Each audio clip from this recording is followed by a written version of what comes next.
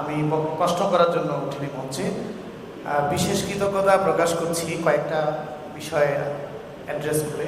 আসলে বিগত বছরে আমাদের একটা উল্লেখযোগ্য অ্যাচিভমেন্ট হলো আমাদের appointment of the CEO for the institute. আমরা অ্যাক্টিভলি দেখেছি গত এক ফিসক্যাল ইয়ারে উনি জয়েন করার পর ওনার যে অ্যাক্টিভিটিসগুলো আমাদের সাথে হয়েছে এগুলো চোখে পড়ার মতো ছিল।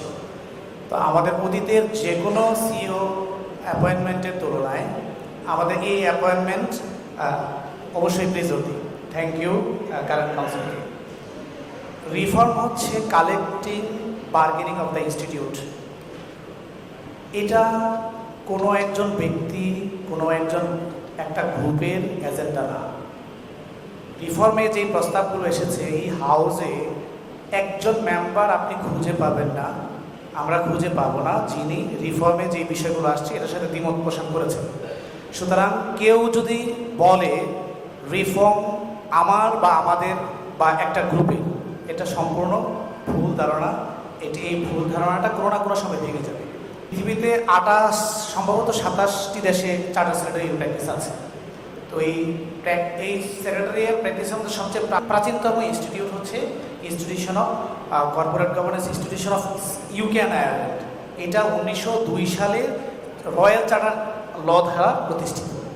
তারাও কিন্তু সময়ের ব্যবধানে বিভিন্ন নাম পরিবর্তন করে এখন এসে গভর্নেন্স কথাটা লাগিয়েছে।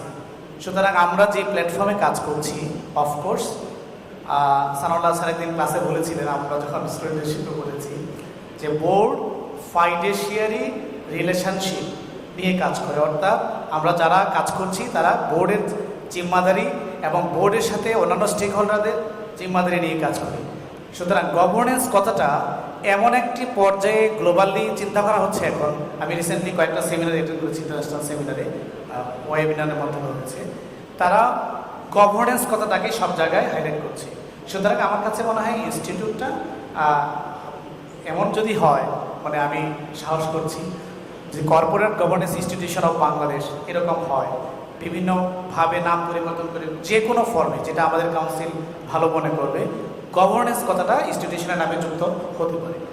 আচ্ছা, আর বাজেটারি কন্ট্রোলে নিয়ে আমার অবজারভেশন হচ্ছে এই প্রথম ইনস্টিটিউশনে প্রাতিষ্ঠানিকভাবে আমরা কোনো এজিএমে আমরা একটা ফুল ফ্লেজ প্রেজেন্টেশন দেখলাম এবং রিসার্চ অ্যান্ড ডেভেলপমেন্ট হেড করে একটি বিশেষভাবে ফিগার উল্লেখ করা হয়েছে, যেটি আগে চোখে পড়ি।